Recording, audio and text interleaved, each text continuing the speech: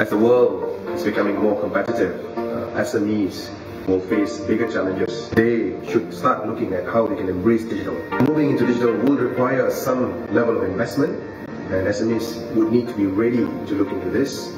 Of course, there will be some incentives supported by government. One of the incentives is the SME digitalization grant. Through this grant, SMEs can help themselves in terms of looking into which are the areas that you would want to be supported. For example, there are 5 areas that can be looked into, and these are basic areas that will help SMEs to immediately benefit from digitalization.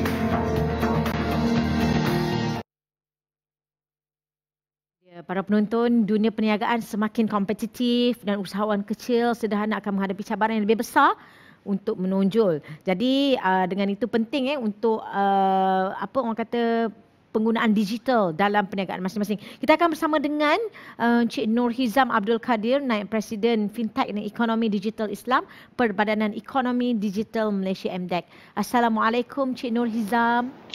Waalaikumsalam. Selamat pagi. Selamat pagi. Okey, Encik Nur Hizam, kalau kita tengok sebenarnya penting untuk apa orang kata ekonomi ataupun pengetahuan berkenaan dengan digital. Jadi macam mana untuk ekonomi digital ni berfungsi sewaktu PKP akibat COVID-19? Kalau kita tengok ekonomi digital sekarang memang sudah berfungsi pun lah ya. Kita lihat dari segi consumer, dari segi perniagaan, kita telah memang membeli barang keperluan sebelum ini pun dengan menggunakan online, talian ya. Talian kita beli dengan e-commerce dan sebagainya. Ya, betul. Cumanya dengan Perintah Kawalan Pergerakan ini kita membeli barang keperluan kita dengan lebih bergantung kepada platform-platform digital. Dalam perniagaan pula, contohnya saya sekarang walaupun saya bekerja di rumah, memang saya bekerja.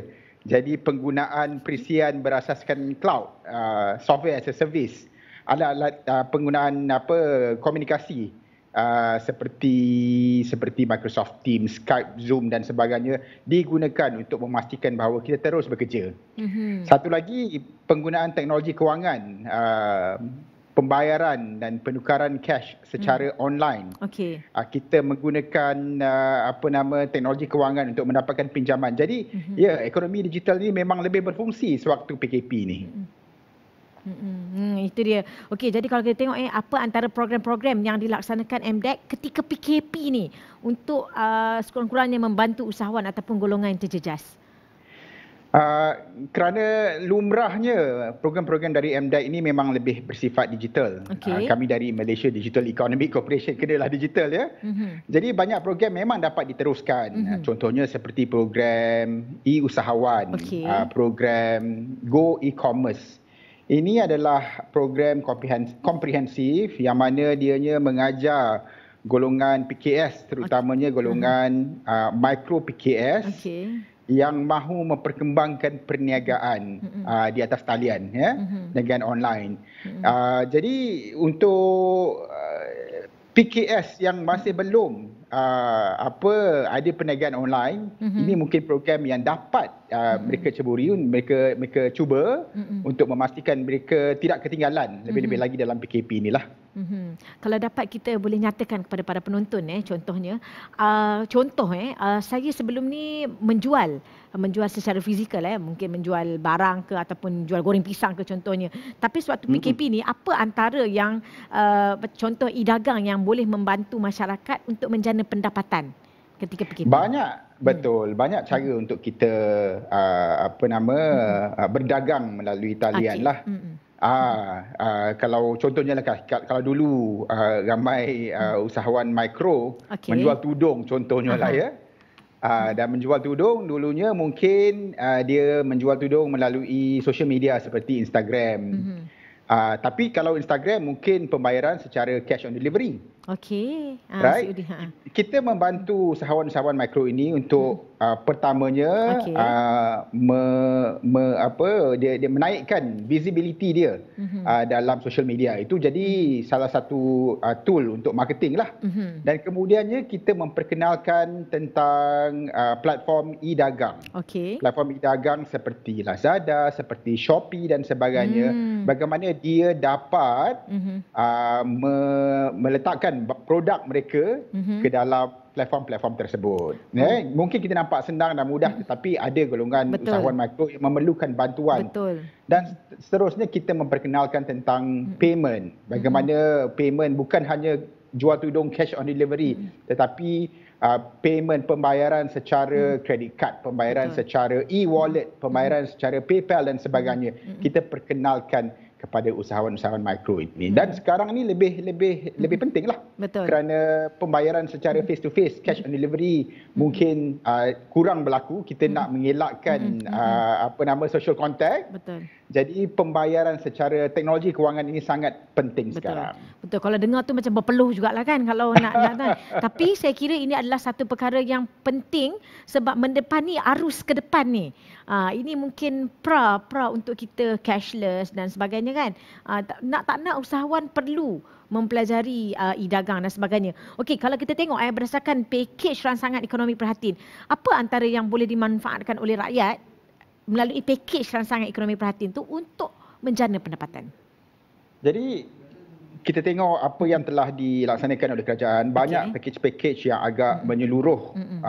Kalau Perdana Menteri kita kata untuk membantu Makcik Kiah dan untuk membantu Madam Lee Hair Salon Jadi pakej seperti bantuan sara hidup untuk golongan B40, golongan M40, penangguhan pembayaran pinjaman, contohnya subsidi penggajian untuk PKS dan sebagainya itu supaya mereka dapat memanfaatkan keringanan beban untuk membayar ni dan menggunakan wang yang ada itu untuk kalau orang putih cakap untuk pivot the business lah, untuk melihat bagaimana syarikat-syarikat ataupun pengusaha-pengusaha mikro ini yang belum lagi digital dapat memanfaatkan keringanan beban yang ada sekarang ini untuk menjadikan mereka digital. Okey, kalau kita tengok ekonomi digital dengan ekonomi yang non-digital mungkin lebih terkesan sebab dia tak tahu nak digital semasa PKP ni kan.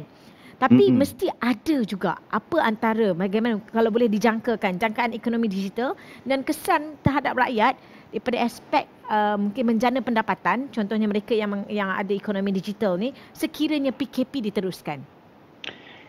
PKP diteruskan dan saya fikir setelah PKP juga, setelah post COVID-19 ini memang mungkin ada impact rakyat mungkin masih takut untuk berada di kawasan yang ada ramai orang contohnya. Betul. Mungkin pasar mungkin tidak lagi ramai seperti dahulu. Jadi ekonomi digital saya rasa adalah salah satu sektor yang patut diberi penekanan lebih kerana perkembangan ekonomi digital ini semakin pesat. Betul. Saya setuju bahawa ekonomi mungkin ada kesan-kesan yang akan merudum. Mungkin ada impak besar dari segi ekonomi secara keseluruhannya. Tetapi saya rasa kalau ada penekanan dengan ekonomi digital dan rakyat itu sendiri sedar bahawa ekonomi digital adalah ekonomi bukan masa hadapan, ekonomi sekarang, dia dapat membantu menjana pendapatan lebih-lebih lagi mikro PKS ini untuk membantu dia sustain kehidupan dia lah. Right? Ini mungkin Ramadan dah nak dekat. Kalau dulu kita pergi Ramadan memang seronok lah kita pergi bazar Ramadan. Mungkin bagaimana secara niat dan kesungguhan dia sendiri itu untuk mengubah diri dia dengan cara penjualan itu bukan hanya lagi di bazar-bazar, di pasar-pasar, tetapi penjualannya itu lebih ke platform-platform online. Itu dia.